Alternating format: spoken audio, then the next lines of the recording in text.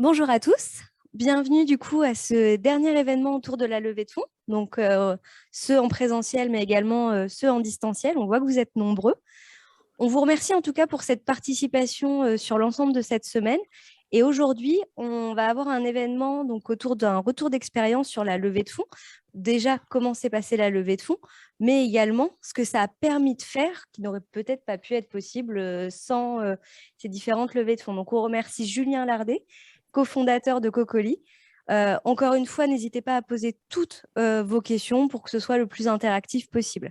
Cette semaine de levée de fonds n'aurait pas été possible sans nos partenaires. Donc, c'est vraiment un événement qu'on a voulu conjoint entre trois structures. Donc, l'EDOC Numérique, qui est un accélérateur de start-up et qui accompagne les entreprises dans leur phase de croissance et de levée de fonds, ainsi qu'on opère différents programmes French Tech, mais également l'usinerie Partner.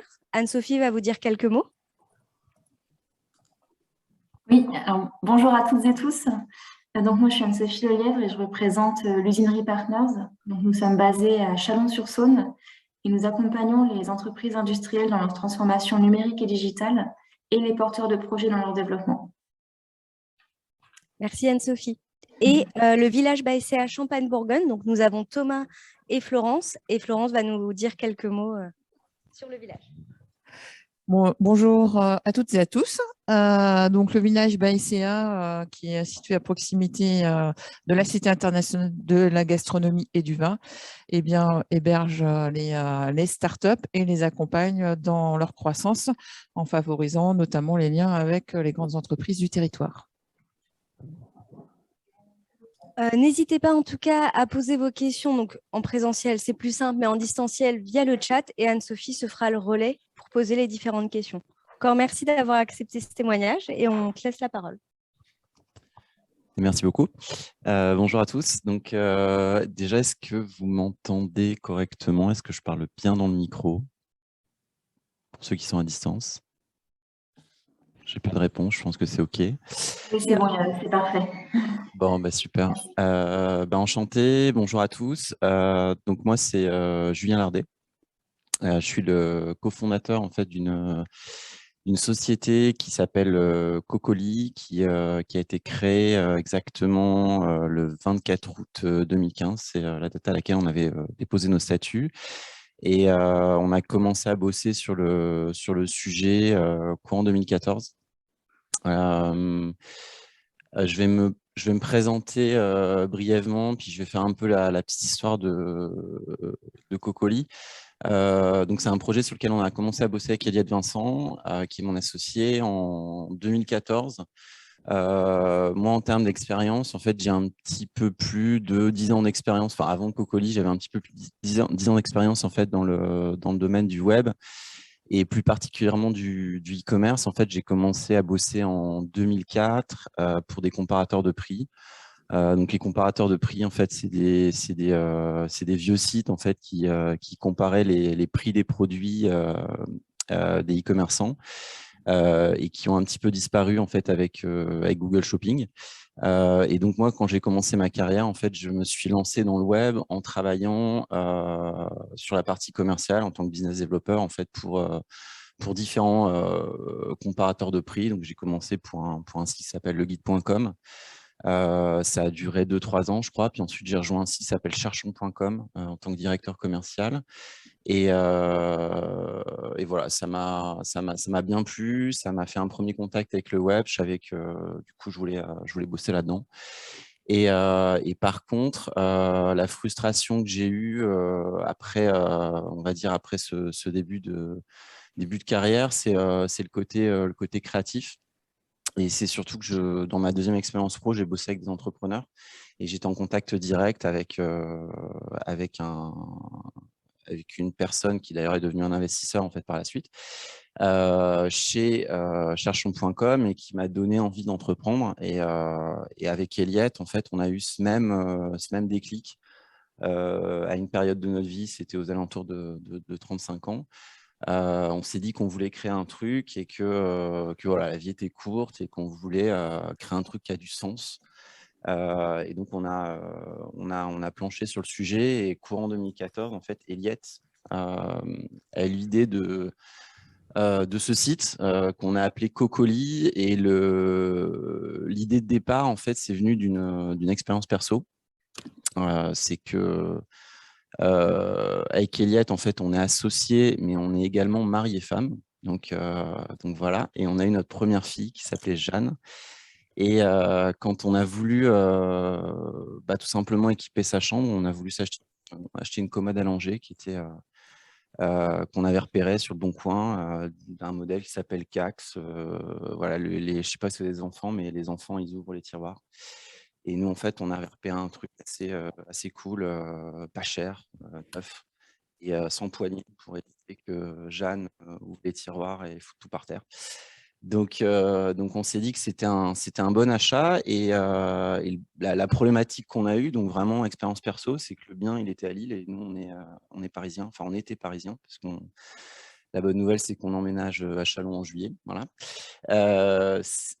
Et donc, c'était une bonne affaire. Et on a eu la problématique, en fait, de comment on fait pour rapatrier cette commode d'occasion. Et c'est très con.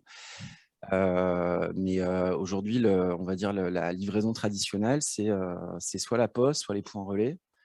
Mais quand vous analysez, c'est moins de 30 kilos. Et la somme longueur plus largeur plus hauteur, c'est maximum 115-130 cm. Donc, c'est pas possible une commode, surtout quand elle est montée. Et sinon, après, il y a la livraison traditionnelle. Donc, c'est vraiment le transporteur classique qui peut faire sa route. Donc là, en l'occurrence, Lille-Paris. Donc, on va missionner, en fait, pour faire le transport. Mais la problématique qu'on a, c'est du coup la valeur marchande du bien. La valeur marchande du bien qui donc là, on est sur le Bon Coin, donc c'est une bonne affaire. Et les coûts de livraison étaient trop importants. Donc, on s'est dit, OK, il y a peut-être un truc à faire autour de ça, surtout qu'en fait, à cette époque-là, en fait, Blablacar venait d'annoncer une grande levée de fonds. Je crois qu'ils ont levé à ce moment-là plus de 130 millions d'euros. Et ce qu'on a senti, c'est que sur le marché, il y avait une véritable évolution, on va dire, des pratiques collaboratives, des pratiques autour de la mobilité, mais aussi parallèlement le début d'un phénomène de société autour de l'économie circulaire, le réemploi, en fait, des objets qui ont déjà eu une vie. Et on s'est dit que bon, voilà, si Blablacar, en fait, arrivait à déplacer des gens, pourquoi il ne déplacerait pas des objets? Et donc, on a eu en 2014 cette idée, ce projet de créer, en fait, une plateforme collaborative pour faciliter l'acheminement d'objets qui ne passe pas par les solutions traditionnelles. C'est à ce moment-là où, en fait, on a eu cette idée de Cocoli. Et quand on a créé le site, on s'est dit qu'il fallait que ça soit de la livraison simple. Parce que qui dit collaboratif, il faut que ça soit simple à utiliser, il faut que ça soit sécurisé. En fait, Blablacar, ils ont révolutionné cet usage. Ça peut être pareil pour Airbnb. Enfin, il y a plein d'exemples de boîtes qui ont un peu révolutionné l'usage, en fait, à travers la simplicité et la facilité, en fait, d'utilisation du site. Il fallait que ça soit économique, parce que nous, notre problème, c'était le prix. Et donc là, en fait, on s'est dit que connecter avec des gens, on partagerait les frais de route. Et donc, ça nous permettrait d'abaisser les coûts de livraison. Et le côté écologique, qui était super important pour nous, parce que la logistique, c'est un truc, en fait, assez carboné. Et que là, l'idée, c'est de réfléchir, en fait, à comment utiliser des trajets planifiés pour réduire l'empreinte carbone, en fait, des véhicules qui se déplacent. Donc, c'est sur cette base-là, en fait, qu'on a créé Cocoli. Et donc, comment on se définit aujourd'hui? En fait, on se définit comme une alternative à la livraison traditionnelle, orientée vers le service et l'expérience utilisateur. La mission de Cocoli, donc du coup, c'est de diminuer les coûts de livraison et de proposer des livraisons qui sont plus respectueuses de l'environnement. Et donc là, par exemple, je vous mets, en fait, quelques exemples, en fait, de produits qu'on transporte facilement, en fait, sur Cocoli. Donc, j'ai mis cette guitare, en fait. À chaque fois, en fait, on prend ce qu'on a pris, c'est des prix qui sont sur le web. Donc, on les a sourcés sur Boxtal et Packlink, en fait, qui sont des comparateurs de solutions de livraison. Et donc, pour cette guitare, en fait, de Paris à Bruxelles, en fait, on diminue les coûts d'envoi de 30%. Pour ce canapé de place, en fait, de 56%. Et pour le vélo, exemple intéressant, comment vous conditionnez un vélo, comment vous le faites transporter? C'est une galère. Et là, en fait, on a trouvé des devis, en fait, sur DHL. Sauf que sur Cocoli, vous économisez 85%. Et comment ça fonctionne? Nous, en fait, on est une marketplace, c'est-à-dire qu'on va connecter la demande et l'offre.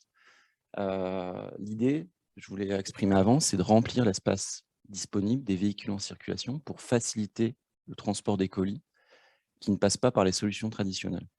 Donc, globalement, en fait, ce que vous avez, en fait, d'un côté, c'est des gens qui expriment un besoin de livraison, qui sont des particuliers, et désormais, en fait, des professionnels et des e-commerçants, parce qu'on a créé des API pour pouvoir connecter notre solution de livraison sur tiers.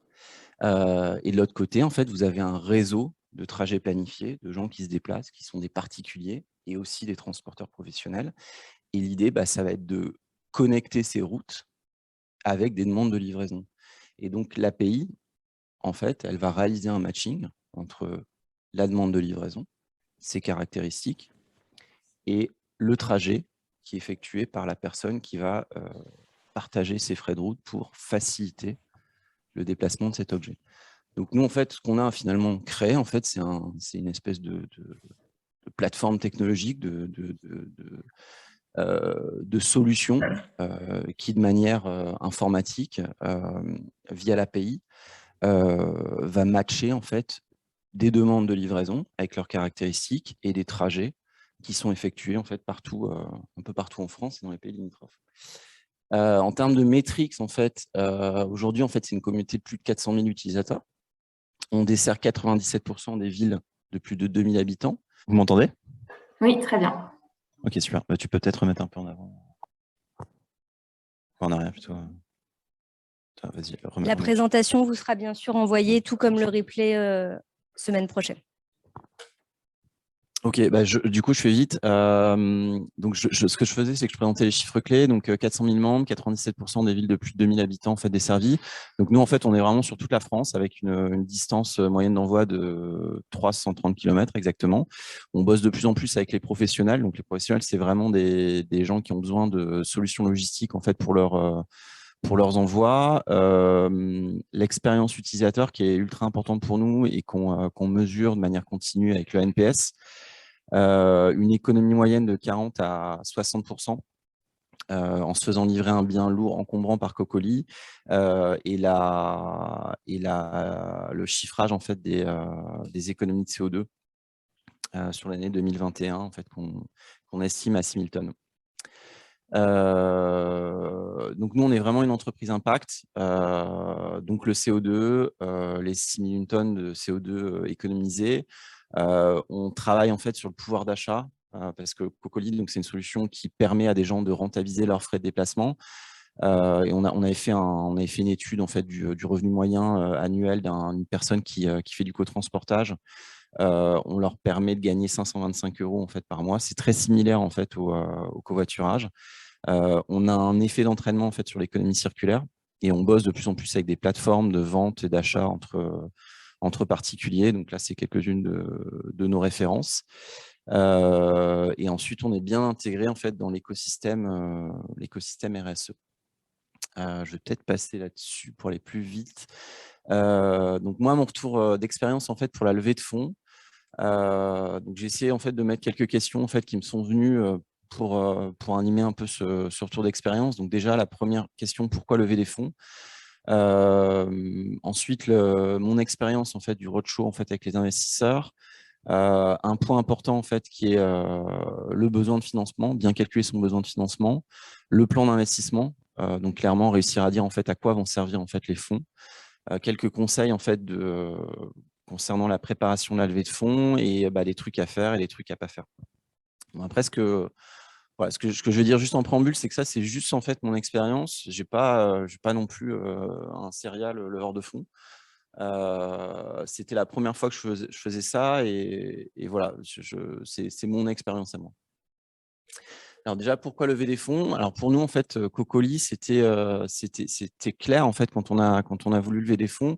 On s'est défini une thématique bien précise, c'est que quand on a créé le service, c'était un service C2C, donc de mise en relation en fait, de particuliers entre eux. Et on va dire sur les 5 années, 6 années en fait, jusqu'à la levée de fonds, c'est vrai que notre modèle économique il a évolué. De plus en plus, on a travaillé avec des professionnels qui voulaient envoyer des colis. Et donc ça, c'était tout nouveau pour nous, dans la mesure où on faisait du C2C. Et clairement, bah, c'est quelque chose en fait, sur lequel on a repéré qu'on pouvait en fait accélérer notre croissance. Et ça a été vraiment l'objet en fait de notre levée de fonds. C'est pour ça qu'on allait voir des investisseurs, c'est qu'on dit on veut accélérer sur ce marché-là. Donc nous, notre thématique, c'était d'accélérer le déploiement de Cocoli en France sur la partie B2B, donc travailler avec des plateformes. Les plateformes, bah, je les ai présentées un peu plus haut, c'est la Rebook, c'est Lency, c'est Back Market, c'est des Le Bon Coin, c'est des labels Emmaüs. En fait, c'est des plateformes avec lesquelles on voulait bosser, sur lesquelles on s'est dit, OK, faut que nous, on accélère notre business en intégrant notre solution de livraison chez ces partenaires-là. On voulait devenir la première plateforme collaborative de livraison écologique et économique en France. Quand on a créé notre dossier, quand on s'est dit qu'en fait, on voulait lever des fonds, en fait, on a défini un montant de levée, et l'idée, c'était de consommer ce cash pour, à la fin, être la première plateforme collaborative de livraison écologique et économique en France. Donc, c'est vraiment cette vision qu'on a défendue pour nos investisseurs. Et généralement, la question qui vient après, quand on contacte des investisseurs, c'est OK, mais c'est quoi la suite? Et ça, c'est un truc qui revenait tout le temps. C'est OK, là, on va faire 1 an et demi, 2 ans en fait de travail ensemble, si en fait on vous donne des fonds, mais quelle vision vous pouvez me donner en fait de Cocoli après? Et nous, clairement, bah, c'était préparer une série A, c'est-à-dire lever encore plus de fonds pour ensuite faire un déploiement en Europe. Ces questions-là, en fait, elles sont ultra structurantes en fait, quand je crois quand on va avoir des fonds d'invest. Il faut bien les répondre, et être capable de répondre de manière super synthétique et super cash, parce que ça prouve en fait que bah, voilà, vous savez pourquoi en fait vous êtes devant l'invest. Ensuite, au niveau du roadshow, moi ce que j'ai fait, c'est que j'ai commencé en mars 2021, et je m'étais fixé une timeline en fait assez courte, que bien évidemment je n'ai pas respecté. C'était à 3 mois. En fait, je voulais que tout soit bouclé en 3 mois, et que tout soit signé en fait au bout de 3 mois. Et l'idée, c'était que les fonds en fait, ils arrivent sur le compte en banque en juillet. Donc la réalité, c'est qu'ils sont arrivés début octobre, mais que j'avais mes invests en fait début juillet. Donc c'est-à-dire je savais avec qui j'allais bosser, et j'avais mes accords. Mais ça, c'est super important parce que déjà, d'une part, pour la santé mentale, parce que c'est super long, c'est super chronophage, c'est beaucoup d'investissements, c'est fatigant, et je pense que si on ne s'est pas défini un temps pendant lequel on fait la levée de fonds, bah, ça peut vite durer longtemps, et au bout de 6, 7, 8, 9 mois, en fait, voilà, ça a plus trop de sens. Donc pour moi, c'est vraiment bien important de définir en fait ce temps en fait pendant lequel on va réaliser cette opération de levée de fonds, et ensuite de bien cibler les fonds et la typologie des fonds d'investissement et leur typologie en fonction du besoin de financement et du positionnement en fait du projet. Nous clairement en fait on a un projet impact avec un sens écologique, et avec une volonté de faire du B2B, et on peut pas aller voir un fonds par exemple enfin, je pense que ça n'a pas de sens d'aller voir un fonds déjà qui fait que de la série A ou que de la série B, c'est-à-dire qui investit des plus gros montants, et du coup nous en fait avec nos métriques en fait on pouvait pas aller voir tous les fonds, tout simplement parce qu'on n'avait pas assez de chiffre d'affaires, on n'avait pas assez de volume d'affaires récurrent, etc. Donc déjà en fait aller voir des fonds d'investissement en fait, qui investissent dans nos tailles de business. Ça, c'est important parce que ça ne sert à rien de discuter avec un fonds qui fait que de la série B, par exemple, parce que tout simplement, voilà, vous allez perdre votre temps. Et ensuite, en fait, du positionnement, nous, on s'est adressé à des fonds qui avaient une sensibilité pour tous les projets impact, et tous les projets en fait, qui avaient une connexion avec l'écologie, tout simplement parce qu'ils sont plus sensibles à ces thématiques-là. C'est des thèses d'investissement chez eux, et que ça permet de maximiser en fait, entre guillemets, le retour sur investissement quand vous allez les voir. Et ensuite, je pense que c'est important du coup d'en cibler 20-30, bien avoir une shortlist en fait qui est bien établie, plutôt que de se dire ok, j'ai listé les 100 fonds d'investissement en fait de toute la place et de tous aller les voir. Enfin, je pense que mon expérience en fait, pour moi ça sert à rien.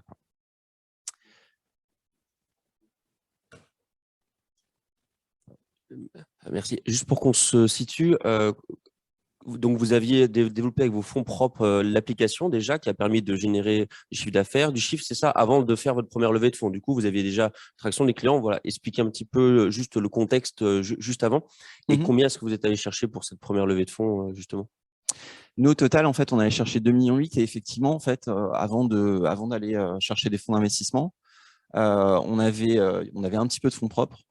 On avait un petit peu de business angel qui avait investi dans le projet, mais ouais, enfin un peu, pas des grosses sommes, mais assez en fait pour démarrer le projet, en fait, pour faire la phase d'amorçage. Mais surtout en fait, on avait du chiffre d'affaires. C'est-à-dire que le premier truc qu'on a fait, c'est mettre en place un modèle économique. Et vraiment, depuis le début, en fait, on voulait gagner de l'argent. Donc, on a mis en place un système de commissionnement et pour nous, c'était super important d'avoir justement un chiffre d'affaires et de pouvoir déjà montrer des premiers éléments de traction vis-à-vis des invests.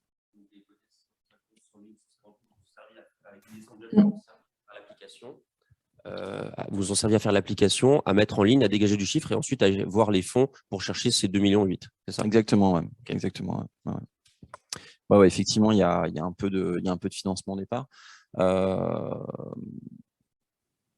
Après, chaque boîte en fait a ses spécificités. Donc, également une question dans le chat. Yes. Oui, alors nous avons une question dans le chat. Comment cibler les fonds qui correspondent à notre stade de développement et comment les lister? En recherchant en fait, moi j'ai fait pas mal de recherches sur LinkedIn. Après il y a le réseau qui peut aider, beaucoup de veille et ça se fait en fait dans le temps. Beaucoup d'échanges en fait entre les investisseurs et puis moi j'étais vachement en fait à l'écoute en fait des différentes levées de fonds et je ciblais en fait les projets similaires ou du moins qui avaient des thématiques similaires et dès que je voyais passer un fonds d'investissement en fait je le notais, j'essayais de voir en fait dans quel type de business ils investissaient, si c'est plutôt en fait des projets en amorçage, des projets déjà lancés et voir du coup en fait si ça pouvait coller en fait avec Cocoli. Et à ce moment-là, j'essaie de faire une première prise de contact pour pitcher le projet. Merci. Pour l'instant, on n'en a pas d'autres dans le chat. Est-ce que vous en avez ici? On continue. Yes. Ensuite, le besoin de financement. Donc ça, du coup, j'en ai déjà un petit peu parlé. Donc se tourner vers les bons acteurs en fait en fonction du fonds d'investissement, donc et en fonction de votre surtout de l'état d'avancement du projet et l'état de l'attraction. Donc là-dessus, ça va dépendre vachement du chiffre d'affaires, de votre marché, de votre activité. Donc c'est difficile de donner des éléments en fait concrets, mais l'idée c'est que c'est ce que je disais tout à l'heure, ça sert à rien d'aller voir un fonds en fait qui investit dans des business SaaS sur de la série B quand vous venez de démarrer votre projet, parce que je pense que ça les intéressera pas du tout. Donc voilà. Ensuite, bien chiffrer son besoin de financement et ses postes de dépenses en fonction de la stratégie adoptée. C'est pas évident, mais ça en fait, ça va avec la création en fait, du business plan. C'est que nous, je sais qu'on a passé beaucoup de temps à définir des KPI et à définir ensuite un plan d'investissement en termes de ressources humaines, de premiers postes en fait à recruter, en termes de ligne de dépenses. Donc il y a toute la sous-traitance technique. Et de manière générale, en fait, il y a tout ce qui est frais administratifs. Et pour moi, c'est assez clé en fait d'avoir une vision très précise de comment va être dépensé l'argent et de savoir exactement en fait, comment va être dépensé en fait, le cash en fonction des grandes thématiques. Donc nous, en fait, on avait bien évidemment de la RH, on avait du marketing et après, on avait 47% de nos dépenses, je crois, de mémoire, c'était vraiment de la tech parce qu'on est vraiment une plateforme technologique. Et donc, clairement, ce qu'on a mis en avant, en plus en fait, de l'accélération B2B, c'était vraiment des investissements sur la technique, sur le support. Et on a vraiment voulu très précisément chiffrer ça en fonction de grands postes d'exploitation pour donner une idée très précise à nos investisseurs de comment, sur les 1 an et demi, 2 ans en fait, de dépenses, on allait dépenser en fait, les fonds liés à la levée de fonds. Et ça, je pense que c'est assez clé parce que ça donne vraiment en fait, du crédit et du sérieux en fait, quand vous échangez avec les investisseurs. Et un autre truc, en fait, c'est pas sous-estimer les dépenses d'exploitation. Dans les dépenses d'exploitation, moi, en fait, aujourd'hui, ce qui coûte beaucoup, en fait, c'est les ressources humaines. Et clairement, dire en fait qu'on va payer un dev en dessous du marché, c'est absolument pas réaliste. Donc, je pense qu'il faut être très prudent là-dessus et ne pas hésiter en fait à aller surestimer un poil pour éviter en fait de se retrouver avec un prévisionnel qui n'est pas réaliste. Parce que les invests, en fait, c'est des professionnels en investissement et ils savent très bien en fait à quel salaire en fait on recrute un lead dev. Et bah forcément, si sur le BP, c'est 10 ou 15 cas de moins, en fait, voilà, ça fait pas sérieux, quoi. Donc, voilà. On a une question dans le chat? Oui. Oui, alors la question que nous avons dans le chat, pardon, est-ce que le temps passé à rechercher des fonds n'impacte pas le développement du chiffre d'affaires? Et combien de personnes avez-vous embauché depuis la levée de fonds? Alors, nous, en fait, quand on a commencé notre levée de fonds, je crois qu'on était un petit peu moins de 10, on était 9 ou 10, et aujourd'hui, on est 20. Parce que justement, en fait, dans les objectifs qu'on s'était fixés avec les invests, en fait, c'était on a une roadmap RH, donc avec organisée par quarter, sur lesquels on a des objectifs en fait, de développement en fonction des postes clés qu'on a déterminés. Donc, on était 10 et aujourd'hui, en fait, on est 20. Et ensuite, pour la première question, en fait, je l'aborde un petit peu plus loin, mais c'est vrai que c'est un truc super important. C'est qu'en fait, on ne peut pas faire les deux à la fois. Mais du coup, c'est un truc plus qui s'adresse à l'équipe et aux cofondateurs. C'est que je pense que c'est important qu'il y ait une personne qui fasse la levée de fonds et qui soit concentrée pendant la période de levée de fonds sur la levée de fonds.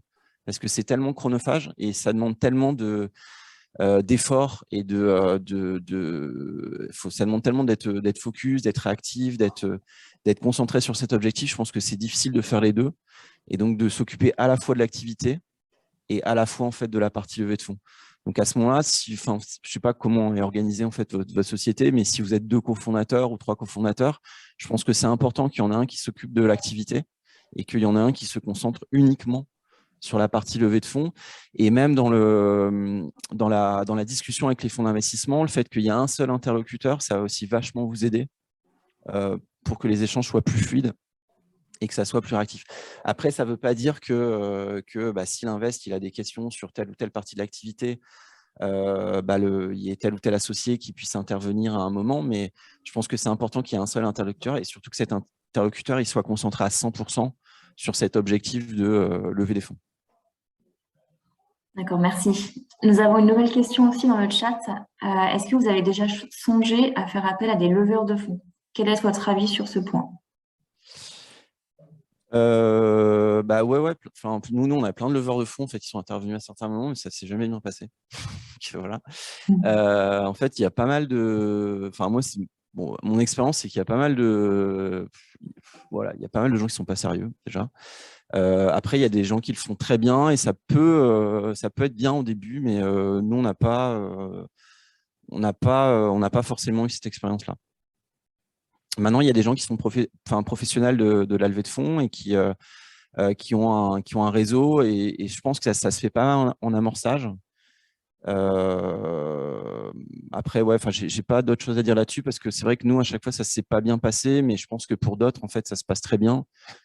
Et voilà. Très bien, merci.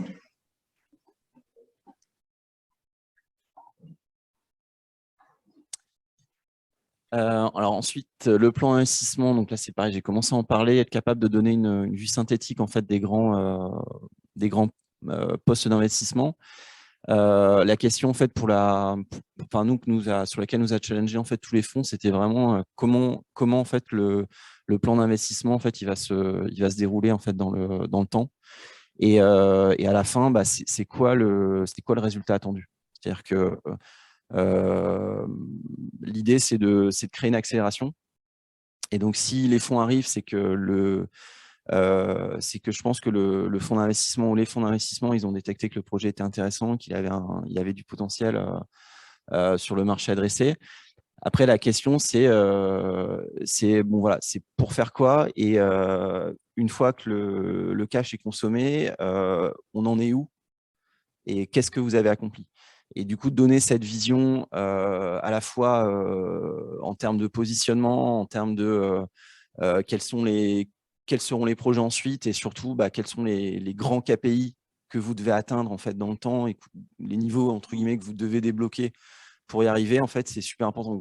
Donc, d'où l'idée vraiment de bien le chiffrer et de bien préparer en fait son BP et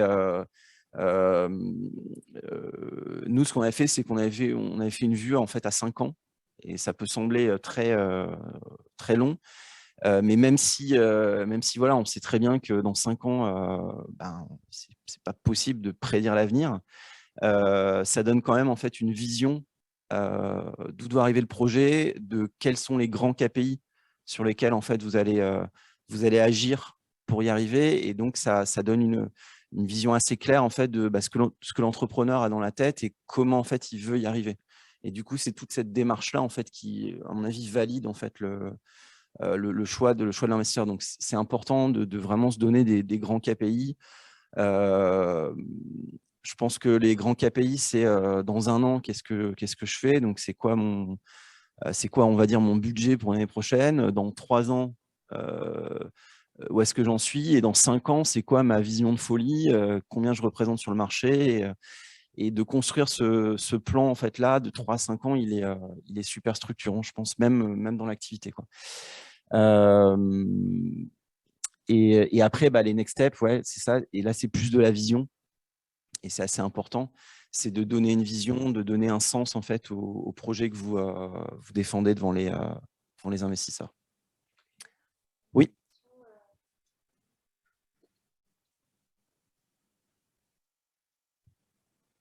Sinon, je vais te la lire. Est-ce que vous étiez bénéficiaire quand vous avez fait la levée de fonds? Quand est intervenue la levée de fonds? Après combien d'années d'existence? Alors, bénéficiaire, tu veux dire rentable? Je pense que c'est ce qui est entendu.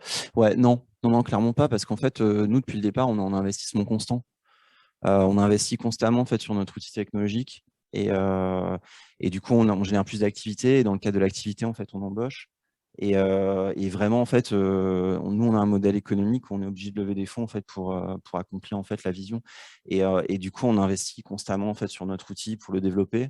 Et ça, c'est consommateur de cash. Et donc, en fait, on n'était pas rentable, clairement pas rentable. Et la première levée de fonds est intervenue après combien d'années d'existence? On a fait notre première levée de fonds le 24 septembre, c'est celle-là. Et comme je disais tout à l'heure, en fait, nous, notre focus, c'était vraiment de financer l'activité avec du CA, vraiment le chiffre d'affaires. On voulait vraiment, dès le départ, mettre en place un modèle de REM, et on voulait que le chiffre d'affaires, en fait, soit le driver, en fait. Merci. Oui, on a une question aussi dans la salle. Tu as dit tout à l'heure qu'au début, vous aviez démarré avec de la Love Money et des Business Angels, non?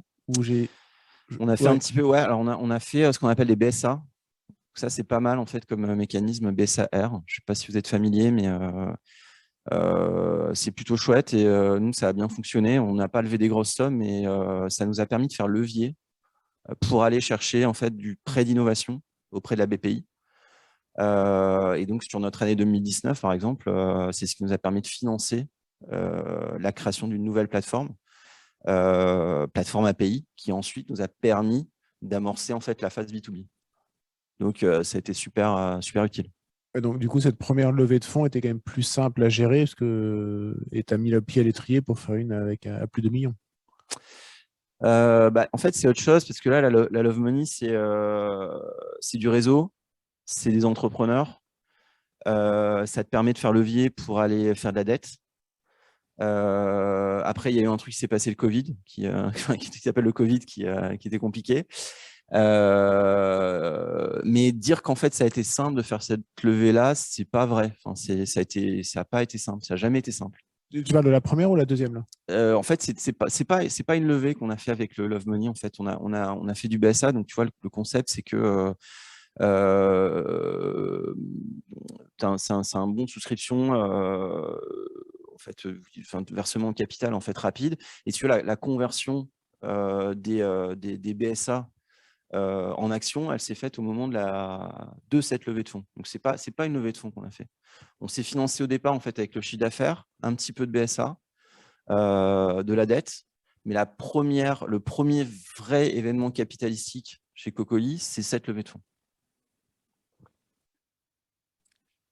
Du coup, j'enchaîne. Je regarde juste si on a d'autres questions dans le chat. Oui, on a une autre question dans le chat. Votre vision idéale à long terme serait d'être racheté par un institutionnel du secteur ou de continuer à étendre votre modèle en Europe à des levées successives, en Europe ou dans le monde?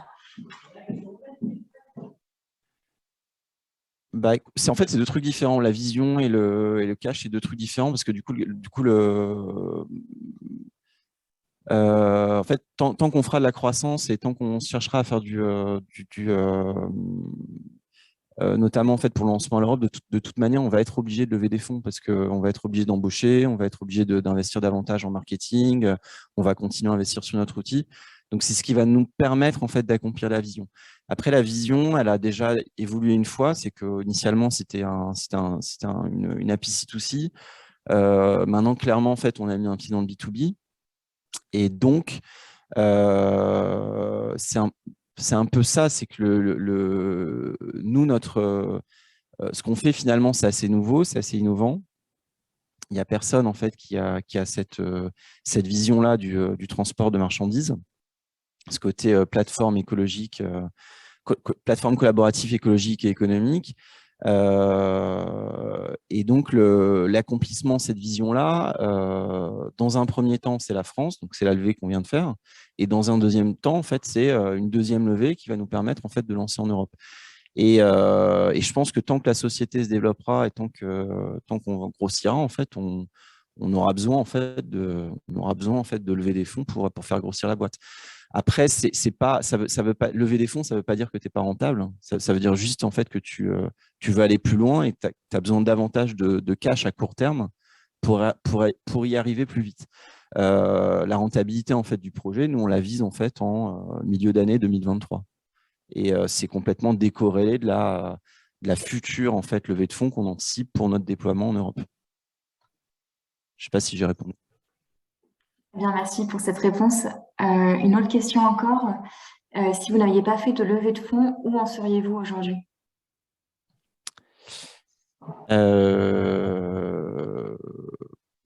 On avait assez de cash pour continuer. On n'aurait pas embauché autant, on ne serait pas allé aussi vite.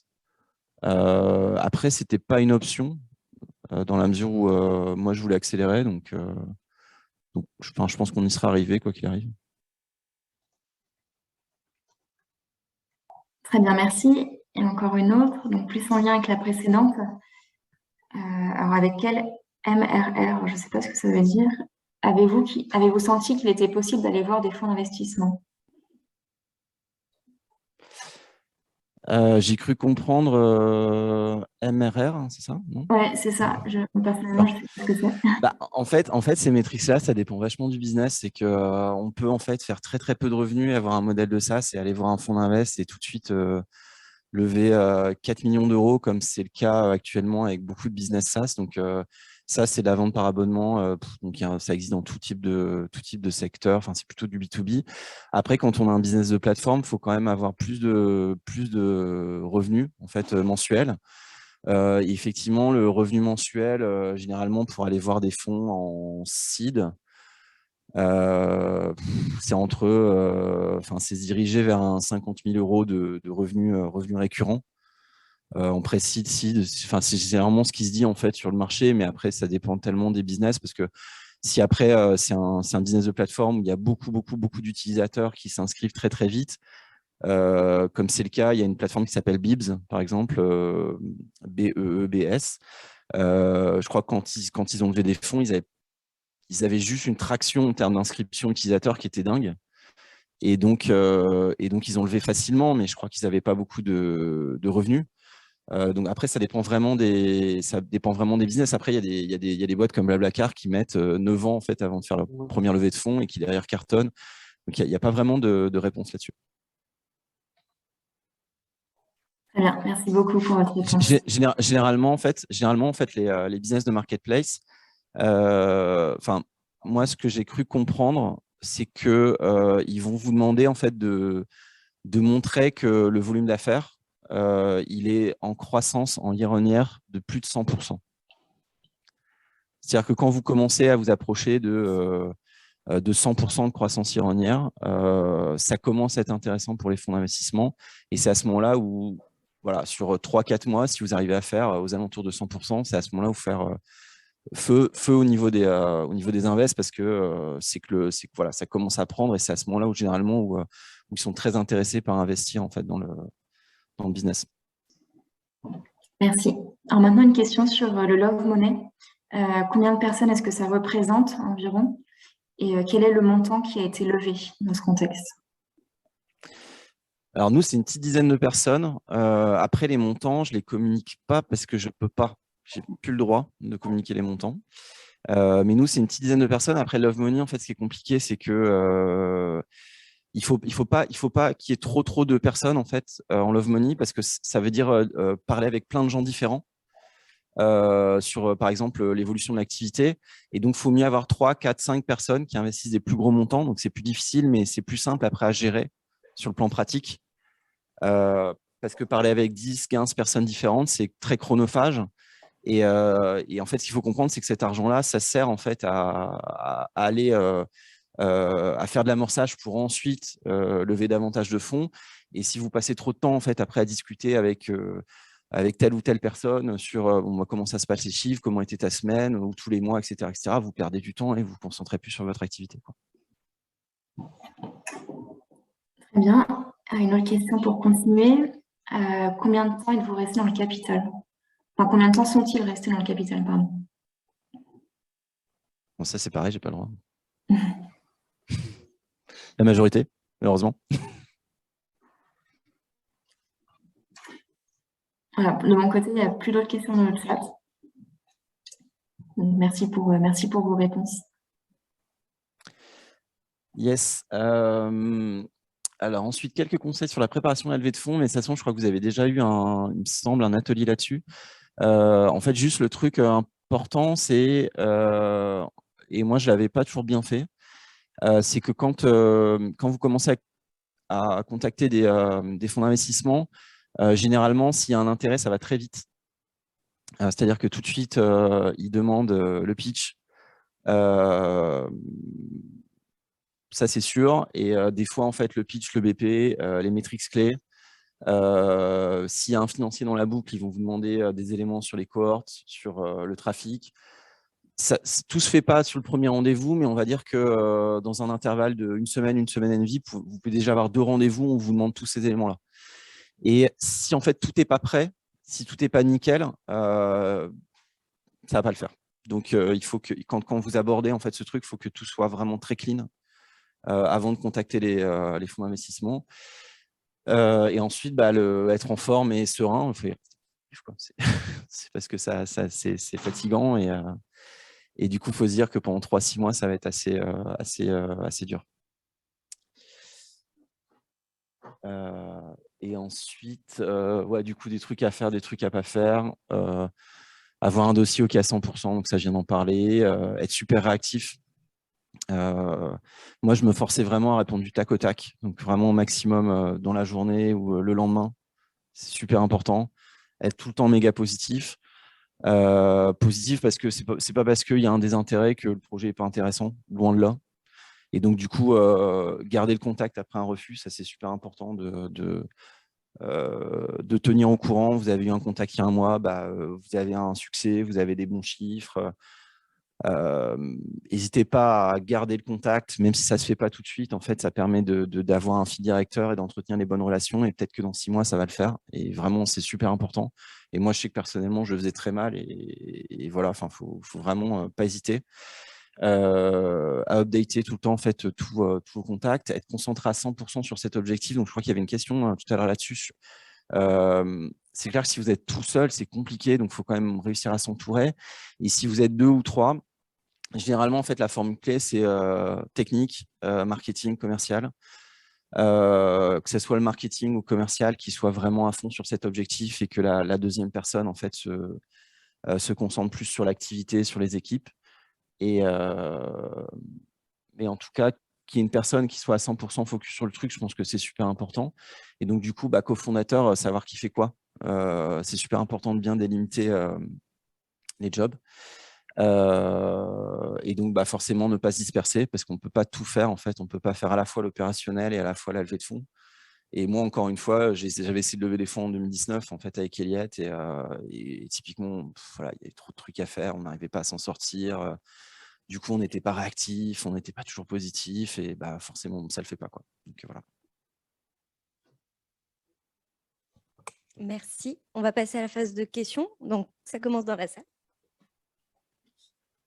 Une question un peu plus personnelle, mais qui a un lien avec la levée de fonds. En tant que couple, est-ce que c'est pas plus compliqué par rapport en tant que 2 cofondateurs en couple? Est-ce que les fonds se posent des questions peut-être? Parce qu'effectivement, il peut y avoir des problématiques, ça peut pas être évident. Et entre 2 associés, c'est déjà ce qu'ils sont à 50-50 pile, c'est déjà compliqué. Alors en couple, peut-être un peu plus, et ils peuvent se poser des questions. Alors, nous, on n'était pas à 50-50 parce qu'on était 3. Mais en fait, j'ai eu, ouais, je sais pas, j'ai eu une personne qui m'a posé la question ouvertement. Après, en fait, il y a énormément d'histoires d'entrepreneurs en fait, où c'est des couples. Il suffit juste en fait de dire bah non, regarde, ça a marché pour machin, ça a marché pour machin. Puis après, rester positif et non, et communiquer sur le fait que voilà, tu es investi à 100% dans ton truc et que enfin, c'est quand même lourd en fait quand tu es en couple en fait de dire ok, avec ma femme on monte ce truc. Hein. C'est pas comme si, enfin, ce que je veux dire c'est que tu peux retourner tout le temps retourner le truc et dire bah ouais, non mais on a tout mis en fait dans ce projet. Enfin, tu vois du coup comment tu inverses le truc. Et après faut juste bien le communiquer, bien l'exprimer et après c'est plus personnellement faire attention que ça te bouffe pas. Donc moi j'ai la chance de très bien m'entendre avec mon associé et ma femme. Donc voilà. Et ça se passe méga bien. Et voilà. Et en fait, du coup, tu communiques là-dessus mais tu y vas vraiment à 100%. Et ça passe bien. Et il y a un investisseur qui a tiqué là-dessus. Mais bon, après, s'il tique, tu dis, OK, c'est que tu n'es pas le bon invest. Et puis, tu passes à la suite. Et tout.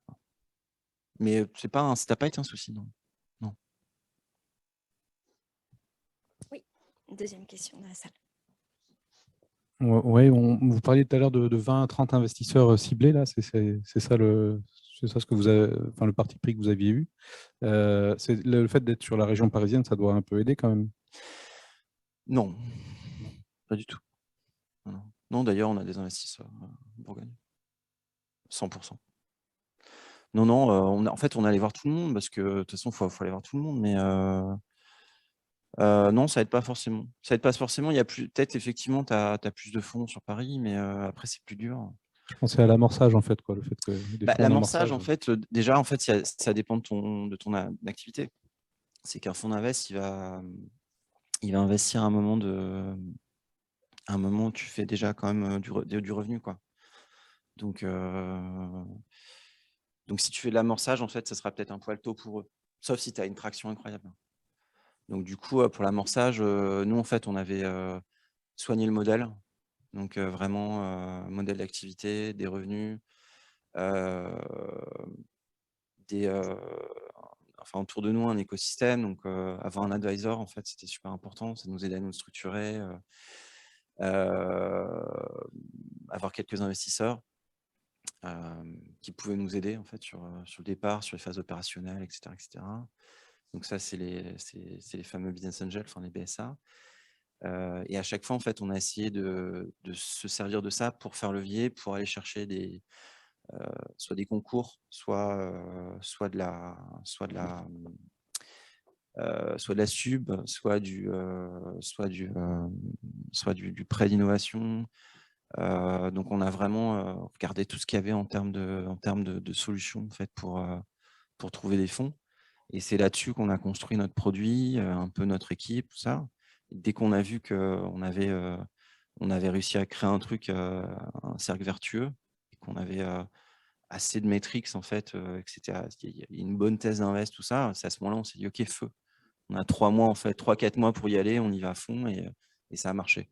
Et effectivement, on n'avait pas ciblé trop de fonds, parce que moi, je m'étais retrouvé pas mal avec Elliott, on faisait ça dans des tables rondes ou des présentations, ou parler, en fait, à des fonds d'investissement, mais au bout de 5 minutes, on voyait bien que si on n'avait rien à faire de Cocoli, quoi, c'était pas, ils investiraient jamais. Donc on s'est dit, OK, on va faire restreint pour voilà.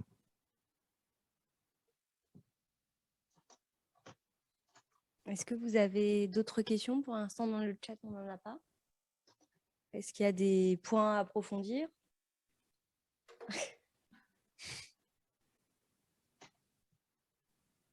Est-ce qu'il y a un retour d'expérience aussi de votre côté à partager? On a une nouvelle question dans le chat. Que pensez-vous du crowdfunding? Je pense que c'est super, mais il faut que derrière, il y a un plan marketing incroyable. C'est qu'en fait, le crowdfunding, je pense que c'est génial, surtout en fait, si on a des communautés, pour motiver la communauté et en faire vraiment une opération de communication. C'est-à-dire que la finalité, pour moi, c'est pas la levée de fonds. La finalité, c'est de mettre un coup de projecteur sur la vision, sur la marque, sur la com. Et donc, ça se prépare vraiment comme un plan de communication, je pense. Très bien, merci.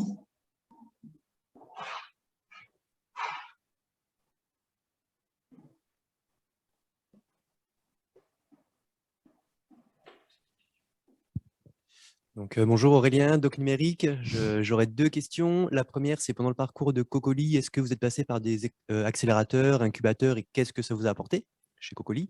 Première question. Et deuxième question, au niveau de la vision, tu parles de te déployer en Europe. Donc, du coup, deuxième levée de fonds. Est-ce que cette levée de fonds, elle est dans les tuyaux? Ou sinon, pour quand? Et puis, si tu peux développer un peu cette vision d'Europe, est-ce que tu vas y aller par pays? Vous allez y aller plein pot? Enfin, voilà, une question un peu ouverte sur l'après.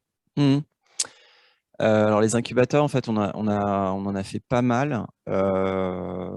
Et en fait, qu'à chaque fois, le principal, pour moi, le principal point positif, c'est le contact avec les autres entrepreneurs. Parce qu'il y a souvent des questions très concrètes et des galères, en fait, très concrètes. Et du coup, échanger avec les autres, ça aide vachement. Je pense que, nous, quand on a créé la boîte, on était chez nous. Et en fait, être tout seul enfermé, c'est pas bien. Enfin, typiquement, j'ai un pote là qui lance son truc, je lui dis va voir des gens, mets-toi dans un incubateur, discute avec des gens, parce que voilà, ça met un cadre de travail, des échanges, etc., etc. Ensuite, il y a des programmes qui sont super bien faits, il y en a plein, qui vont aider sur les premières phases, sur la création du pitch, la vision, travail en équipe, etc., etc. Donc, il faut vraiment, bien évidemment, prendre tout ça et essayer de choper une méthodologie pour, du moins dans les premiers temps, parce que de toute façon, ça va revenir tout le temps. Le pitch, il se refait tout le temps, le BP, il se refait tout le temps, etc., etc. Donc, il faut mieux commencer tôt. Et souvent, en fait, dans ces incubateurs-là, il y a plein de bonnes pratiques à avoir. Ensuite, pour la partie Europe, nous, je pense que ça viendra début 2023. Maintenant, en fait, on commence dès maintenant à traduire le site parce que l'idée, c'est de voir s'il y a une appétence avec tel ou tel pays, tel ou tel marché, telle ou telle réglementation. Donc, ça commence par ça, de voir tout simplement s'il y a une traction, si ça fonctionne bien dans tel ou tel pays. Et ensuite,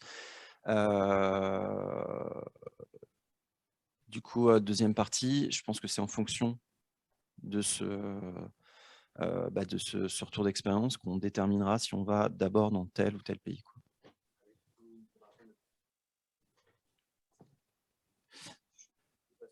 On saura avant, en fait. On saura avant, ouais. L'idée, justement, de lancer d'abord, en fait. Je pense que ce qu'on va faire, c'est qu'on va traduire le site, on va lancer des index, en fait, dans tous les pays, on va voir si ça décolle dans tel ou tel pays, comment est la législation.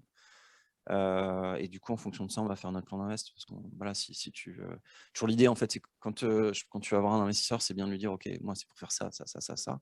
Et le fait de lui dire que déjà, en fait, tu sais dans quel pays tu veux te déployer, en fait, c'est montrer que tu as déjà travaillé dessus, tu as une vision, tu sais où tu veux aller.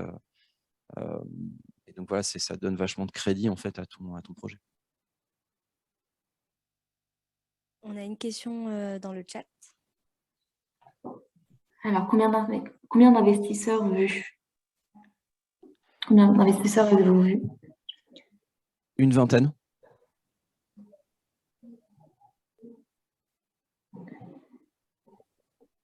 Ouais, on a échangé avec une vingtaine de fonds d'investissement.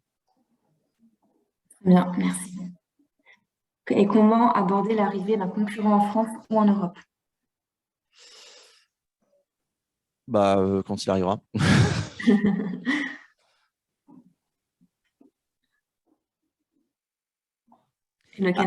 Après, on a un marché quand même où c'est une plateforme collaborative, donc ça veut dire qu'il y a un effet liquidité dans le sens où plus on a d'utilisateurs, en fait, plus on a de l'avance en fait sur des potentiels autres concurrents. Donc je pense qu'on a déjà pris une bonne avance. Maintenant, effectivement, en fait, je ne sais pas si Blablacar demain dit OK, j'arrête de faire du covoiturage et je fais du cotransportage, c'est sûr qu'on se posera des questions, quoi. Mais, voilà. On espère que ce ne sera pas le cas. Merci.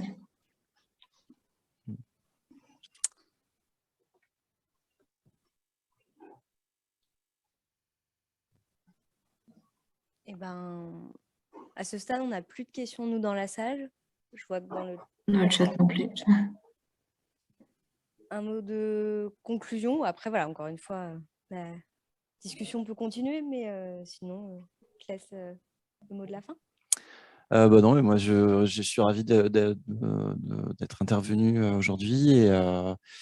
Et du coup, je ne sais pas, j'ai pas de, enfin, je sais pas qui fait quoi en fait, et du coup, s'il y a des porteurs de projets, à quel stade vous en êtes. C'est vrai qu'il n'y a pas eu de présentation, du coup, voilà, je sais pas, bon courage. Hein. Après, je sais pas où vous en êtes dans vos démarches, mais en tout cas, si vous voulez entamer une période de levée de fonds. S'il y a un truc, en fait, c'est qu'il faut éviter de commencer en juillet. Enfin, généralement, il faut faire janvier, février, mars et en septembre, mais se dire que pendant l'été, ça risque d'être compliqué. Donc là, c'est déjà un poil trop tard, à mon avis, pour démarrer. N'hésitez pas, ceux à distance ou en présentiel, à juste se présenter et dire quelques mots pour faciliter, si vous le souhaitez. Aussi savoir du coup qui est présent.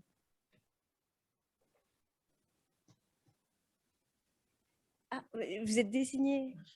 Attends. Oui, j'ai l'impression que...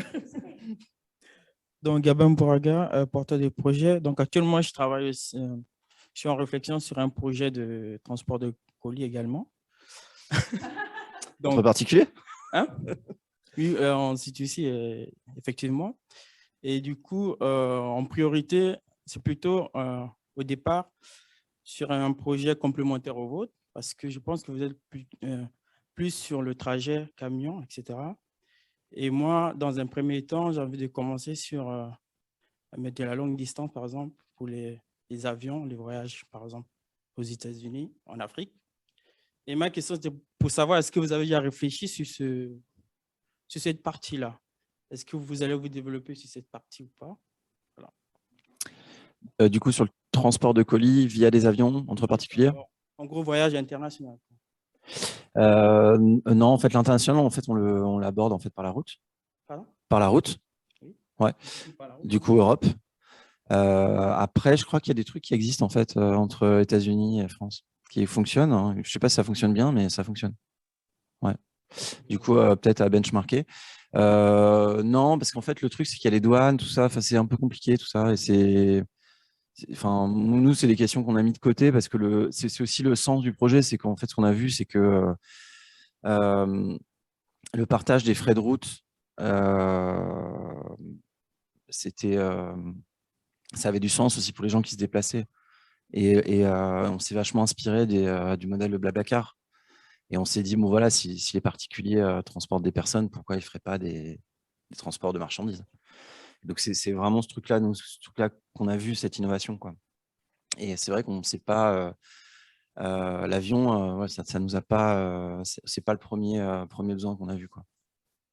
Mais après, il y a des trucs à faire. Par exemple, je sais qu'on a beaucoup de gens qui nous demandent entre la Réunion et entre la France, parce que c'est super cher. C'est super cher et il y a plein de liaisons, donc il y a un truc à créer. Maintenant, il y a des questions sur ce qu'on peut transporter, sur comment ça marche au niveau de la douane, etc. Et ça, c'est un peu plus complexe. Pour l'instant, on l'a mis de côté. Les assurances, ouais, tout ça.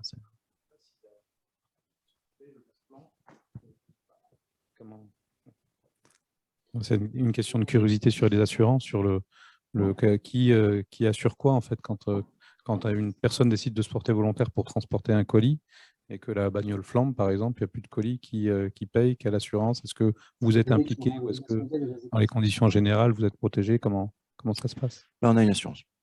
On a pris un essor dès le départ en fait, pour justement résoudre ce problème de l'assurance des biens sur le temps du trajet. On a une personne qui s'est présentée sur le chat. Du coup, on lui propose de prendre directement la parole, sinon Anne-Sophie, se fera le relais.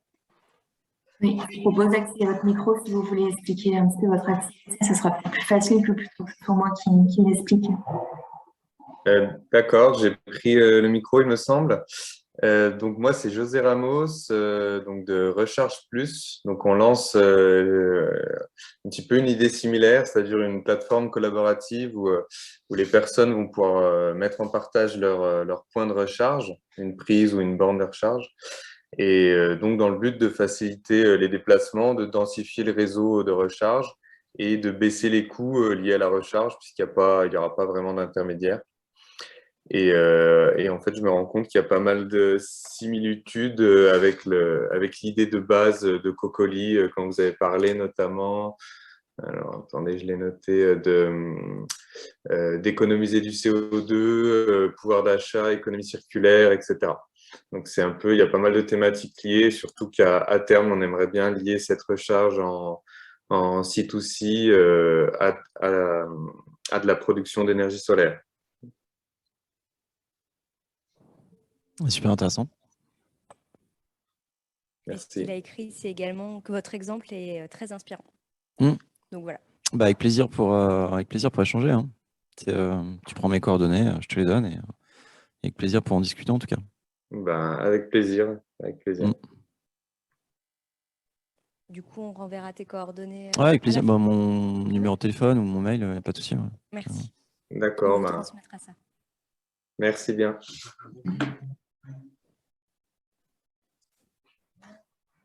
Dans le chat, nous n'avons pas d'autres personnes qui veulent se présenter.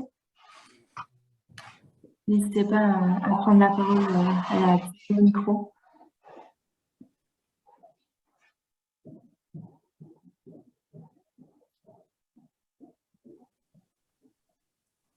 Il semblerait que pour l'instant... Oui, c'est assez calme. Voilà. Bah, merci beaucoup. Merci en tout cas pour ton intervention. ton retour d'expérience et merci à vous, en tout cas, d'avoir participé à cette seconde édition de la semaine de levée de fonds. On reste disponible ultérieurement si besoin. Bonne journée. Bonne journée, à bientôt. Bonne journée, merci.